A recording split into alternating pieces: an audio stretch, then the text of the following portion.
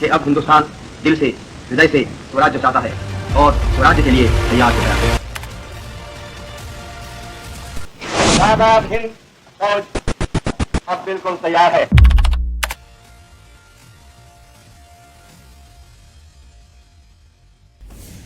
नेताजी सुभाष चंद्र बोस, वही शख्स जिन्होंने तुम मुझे खून दो और मैं तुम्हें आज़ादी दूंगा के नारे लगा लगा कर भारतवासियों के मन में विश्वास जगाया था कि मैं तुम्हें आज़ादी दिलवा कर रहूंगा। नेताजी सुभाष चंद्र बोस, जो कि एक ऐसे इंडियन नेशनलिस्ट लीडर थे, जो कि एक मेन फिगर थे इंडियन इंडिपेंडेंस मूवमेंट के ब्रिटिश रूल को इंडिया से हटाने के लिए। नेताजी सुभाष चंद्र बोस, जो कि जनवरी 23, 1897 में कटाक, उड़ीसा, इंडिया, जानकीनाथ बोस और प्रभावती देवी के घर में जन्मे थे। वो एक बहुत ही वेल एजुकेटेड और अफ्लुएंट फैमिली से बिलोंग करते हैं। उनके पिता एक जाने माने वकील थे और एक प्रोमिनेंट लीडर थे इंडियन नेशनल कांग्रेस में। नेताजी सुभाष चंद्र बोस की अर्ली एजुकेशन कटाक के ही एक लोकल स्कूल से हुई। आगे जाकर उन्होंने प्रोटेस्टेंट यूरोपियन स्कूल अटेंड किया था कटक सिटी में ही। आगे जाकर उन्होंने रेवेनशॉ कॉलेजिएट स्कूल में पढ़ाई की। 1913 में उन्होंने मैट्रिकुलेशन एग्जाम को पास किया और 1915 में इंटरमीडिएट एग्जामिनेशन विद स्कॉलरशिप को पास किया। 1916 में सुभाष चंद्र बोस ने entrance exam of the university of Calcutta pass की और फिर प्रेसिडेंसी कॉलेज में फिलॉसफी की पढ़ाई की। 1919 में सुभाष चंद्र बोस ग्रेजुएट हुए with first class honours degree in philosophy और उन्हें अवार्ड भी किया गया था प्रेस्टिजियस राजेंद्र प्रसाद स्कॉलरशिप से, ताकि वो कैम्ब्रिज यूनिवर्सिटी में पढ़ाई कर सकें। हालांकि 1920 वो इंडियन सिविल सर्विसेज एग्जामिनेशंस में फेल हो गए, बट उन्होंने फिर से एग्ज़ाम दी और 1921 में उन्होंने इसे पास भी किया। But he resigned from his position in April 1921. It was then when Netaji Subhash Chandra Bose ने इंडियन नेशनल कांग्रेस को ज्वाइन किया और एक्टिवली सारे स्वतंत्रता आंदोलनों में पार्टिसिपेट भी किया। वो एक बहुत ही क्लोज एसोसिएट थे महात्मा गांधी और जवाहरलाल नेहरू के, बट आगे जाकर ये एसोसिएशन टूट जाती है क्योंकि उनकी आइडियोलॉजी में बहुत डिफरेंस होते हैं। इन 1939 उन्होंने फॉरवर्ड ब्लॉक का फॉर्मेशन किया। वो एक ऐसी ऑर्गेनाइजेशन थी जिसका मेन मकसद एंटी ब्रिटिश फोर्सेस को यूनिफाई करना था all over India. World war second के टाइम पर सुभाष चंद्र बोस ने इंडियन नेशनल आर्मी का फॉर्मेशन किया with the help of the Japanese और ये अटेम्प्ट किया कि ब्रिटिश रूल को इंडिया से रिमूव कर दिया जाए, ओवरथ्रो कर दिया जाए बाय एन आर्म्ड रेबेलियन। हालांकि ये रेबेलियन अनसक्सेसफुल रहा और सुभाष चंद्र बोस को ब्रिटिशर्स द्वारा अरेस्ट कर लिया गया, लेकिन वो जेल से भाग गए जर्मनी, जहां पर उन्होंने फ्री इंडिया सेंटर और the Indian legion, Indian soldiers का एक ग्रुप जो कि जर्मनी भेजा गया था वॉर लड़ने के लिए, that was the Indian legion actually.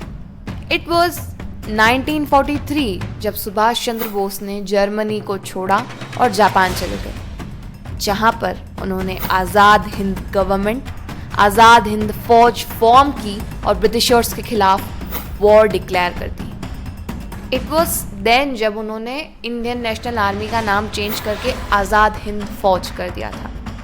This war was fought for quite a long time.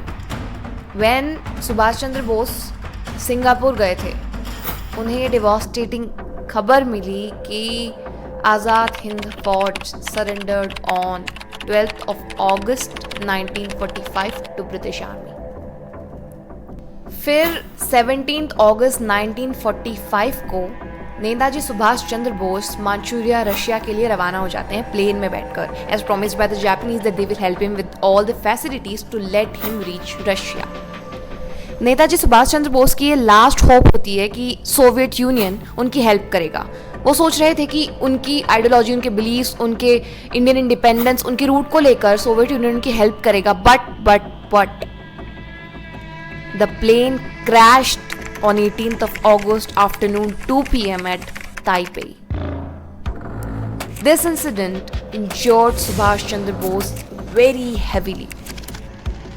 ऐसा माना जाता है कि सुभाष चंद्र बोस इतनी बुरी तरह जल गए थे कि बाद में ताइपे के एक जापानीज हॉस्पिटल में उनकी डेथ हो गई।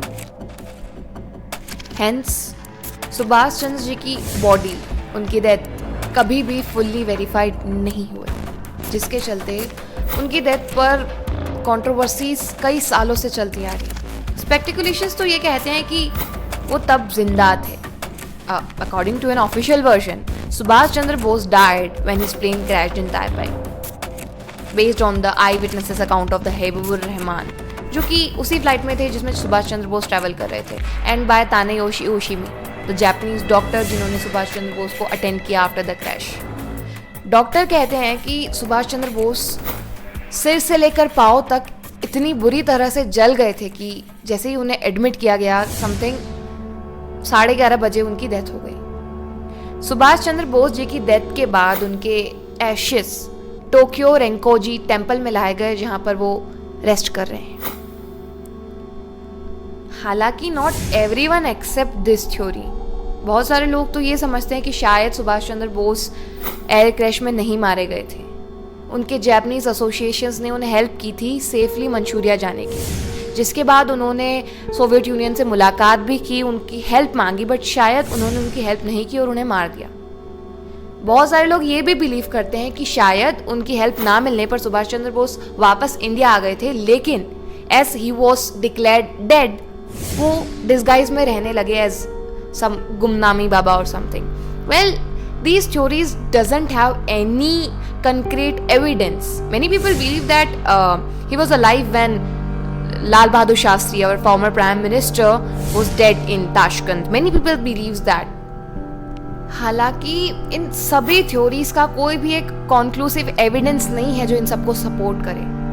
As the Indian government officially declared Subhash Chandra Bose was dead in the plane crash. Many inquiries have taken place. But who knows what exactly happens? The death of Bose remains a controversial and unresolved topic in the Indian history. But in due course, just because his death took place in a very mysterious way, we can't forget his contributions for Indian freedom. Subhash Chandra Bose was a strong and influential freedom fighter जिन्होंने अपनी पूरी जिंदगी India को British rule से free करने में sacrifice कर दी। उनके वर्ड्स, उनके एक्शंस, उनकी आइडियाज, उनके पार्टिसिपेशंस, उनके नारे सभी एक पोटेंशियल टूल रहे हैं फ्रीडम ऑब्टेन करने के। उनकी आइडियोलॉजी, उनकी बिलीव्स एक इंस्पिरेशंस के सोर्स हैं यंगस्टर्स के लिए, तब भी और आज भी। नेताजी सुभाष चंद्र बोस एक चेरिस्मेटिक लीडर थे जो कि डीपली कमिटेड थे अपनी मातृभूमि के लिए, अपनी इंडिया के लिए, अपने भारत के लिए। He is remembered as a national hero of India. उनकी लेगेसी आज भी इंस्पायर करती है इंडिया को और हमेशा करती रहेगी। जय हिंद, जय Bharat. Thank you so much for your time.